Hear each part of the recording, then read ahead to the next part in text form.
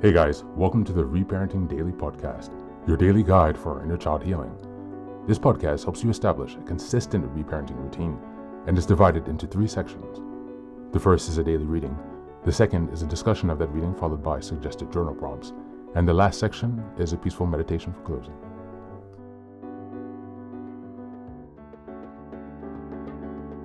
Good morning, good afternoon, and good evening from whenever and wherever you're joining us. I'm so glad that you're here as we continue on this journey of self-expansion and growth. If this is your first time, welcome. Now, before we dive in, I have a few quick reminders. Please like, share, and subscribe to this podcast on Apple Podcasts, Spotify, and YouTube. Your support here helps us spread the word, allowing us to continue to grow this community. Next, I'd like to introduce our Patreon group, where we have 3 weekly meetings. On Sundays, we have a meditation meeting. On Tuesdays, we have book club meeting. And on Thursdays, we have open topic discussions. These meetings take place at 6 p.m. CEST, so Amsterdam, Paris time. For my next announcement, I'd also like to introduce the Reparenting Daily journal, which you can find on Amazon. This journal follows along with the podcast, so each weekly and monthly themes are reflected in the journal. It provides space for you to keep your notes with plenty of extra resources on each topic that we discuss. It's an excellent tool, and if you purchase it, you can join our weekly meetings for free. Just send me an email and we'll get you linked in. For the last announcement, I'd like to introduce one of my most meaningful creative projects, a 3-volume series entitled Fairy Tales for Reparenting. Now, you might be wondering, why fairy tales? Aren't those just for kids?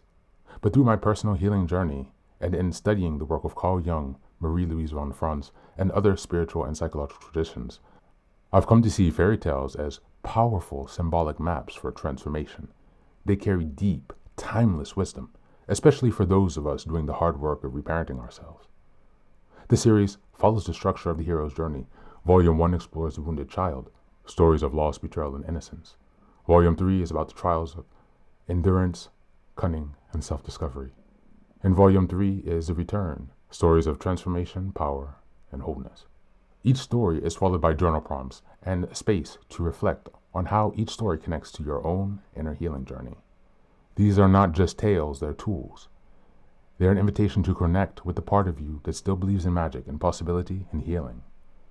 You'll find both familiar classic and lesser-known stories from cultures around the world, offering you fresh insights and inspiration on your path.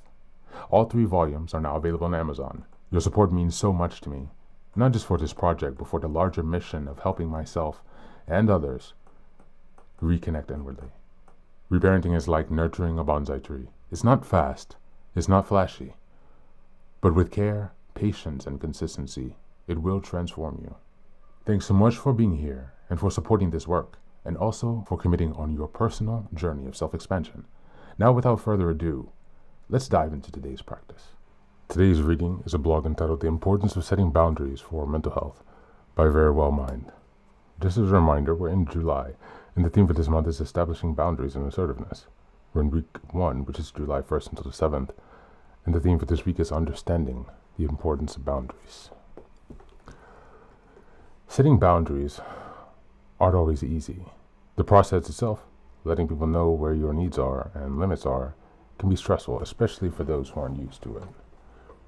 When people are used to relationship boundaries that are at a certain point, they can put up a fight if you try to change your boundary with them.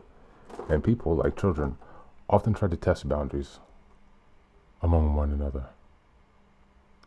This can be stressful, especially when you take into account the toll of conflict on stress levels.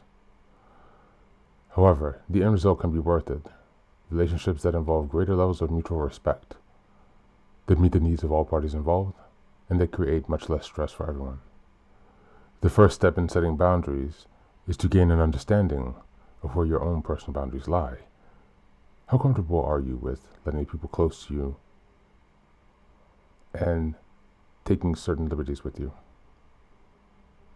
Often your first clue is a feeling you get when your boundaries have been violated. Because different people have different boundaries, something that bothers others may not bother you, and vice versa. Therefore, it's important to communicate to others whether you're comfortable and where your level of discomfort lies, so that people with different boundaries may be able to keep from violating yours. The following are general guidelines to help you become more aware of your own personal boundaries. Signs you need to work on your boundaries. You often feel resentful of people asking too much of you, and it seems to happen often. You find yourself saying yes to things you'd rather not do, just to avoid upsetting and disappointing others. You find yourself feeling resentful because you're doing more for others than they're doing for you. You need to keep most people at arm's length because you're afraid of letting people get too close and overwhelming you. You find yourself feeling that most of what you do is for other people, and they may not even appreciate it that much. The stress you feel from disappointing others is greater than the stress of doing things that inconvenience or drain you in order to please them. Here are some questions to ask yourself.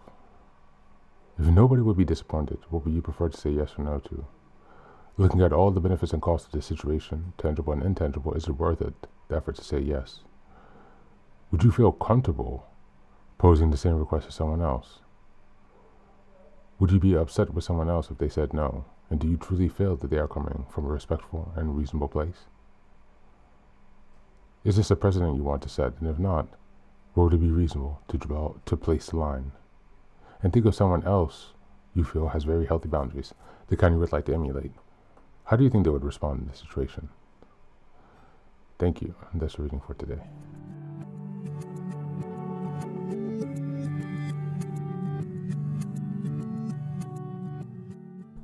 Welcome back. Reparenting means becoming the inner adult you never had, one who protects, validates, and honors your needs without guilt. This reading beautifully highlights the learning to set boundaries starts with self-awareness, noticing when something feels off, when resentment builds, or when you say yes out of fear rather than desire. Many of us who grew up in dysfunctional or chaotic homes might have been conditioned to override our discomfort to preserve peace, affection, or safety. But with reparenting, we reclaim the power to say, this does not work for me, even if it upsets others. Boundary setting isn't just about rules, it's about self-trust. When you give yourself permission to feel discomfort and investigate it without shame, you start to understand where your lines truly are. And when you communicate those boundaries with clarity and compassion, even when it's hard, you affirm that your needs matter.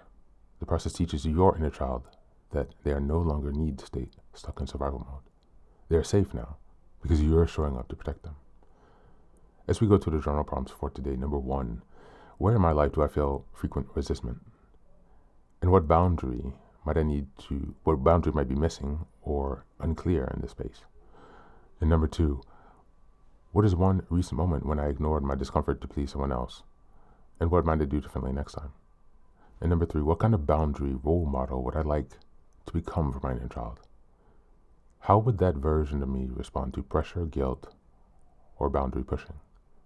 That's it for today. As always, take care of yourself and please do be well.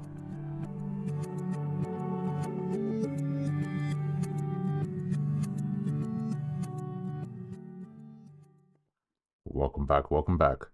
Now, this is the third and final section of the daily podcast. This is your silent meditation. Please go ahead and find a space where you can be comfortable and undisturbed, where you can relax and spend some time with yourself for this 10-minute silent meditation. You can choose to be sitting, standing, lying down, or in whatever position makes you comfortable today. Take a moment to simply be with yourself. Focus on your breath and gently connect with each part of your body. If thoughts arise, don't let them overwhelm you. Just observe them without attachment.